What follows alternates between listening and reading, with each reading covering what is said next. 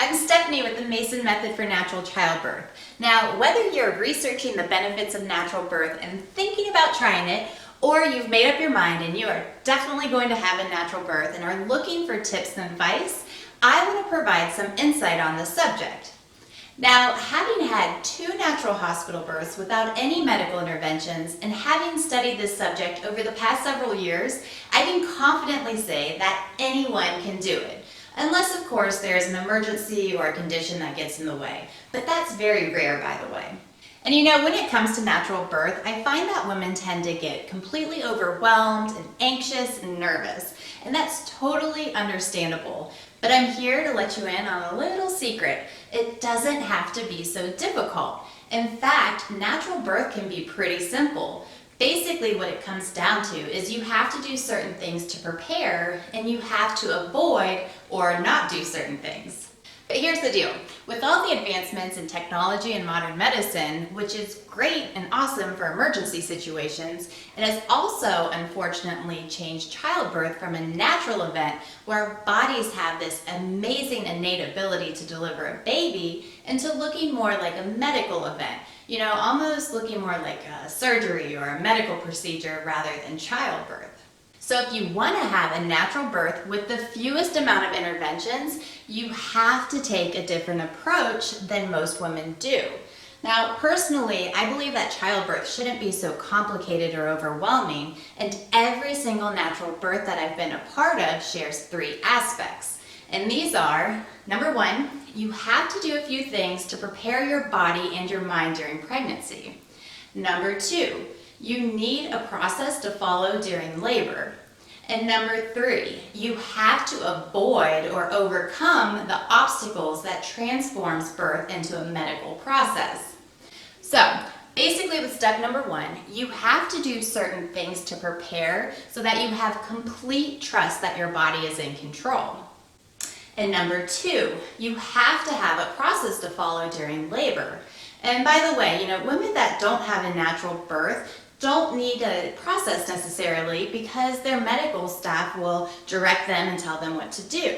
For example, you know, let's say maybe they will induce a woman and then they'll give them the epidural, and then maybe the labor stalls, so they initiate Pitocin, and then they tell you when to push, and they have these medical solutions for problems that come up. Hopefully that makes sense. So these are births that resemble, you know, surgery, or maybe I shouldn't say surgery, but more of a medical situation.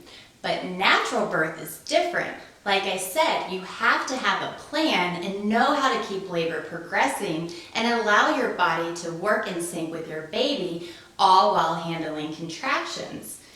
And then step 3, or the third aspect that you need, is that during all of this, you have to overcome the variants or situations that can transform natural birth into a medically based birth. So something like stalled labor, or maybe, you know, baby gets stuck in the birth canal, or you're having a large baby. You know, these are problems that, if not resolved by natural means, will certainly be resolved with medical interventions. But whether women have a home birth, hospital birth, or go to a birth center, you know, anyone can do it as long as there are no major emergencies or conditions that come up.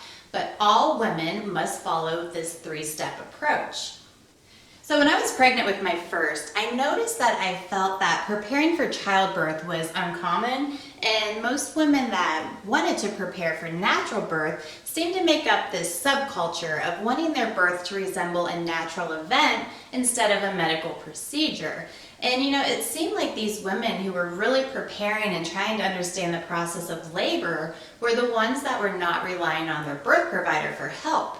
I also noticed a common theme among these women, and it was that they wanted to be in control during labor, and this is how you have to be when it comes to having a natural birth.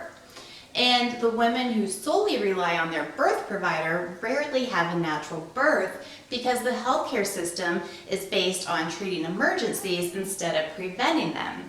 In fact, if you ask your birth provider for advice on how to prepare, it's likely that they would refer you to a doula or maybe a hospital class outside of their office. And you know, the last thing that I do want to say is that no matter how your baby enters this world, whether naturally or not, it is still an absolute complete miracle. So if anything that I said here makes sense and you feel like you'd like to learn more, be sure to register for my upcoming webinar, The Top 3 Obstacles That Women Must Overcome for Natural Birth, by clicking on the link.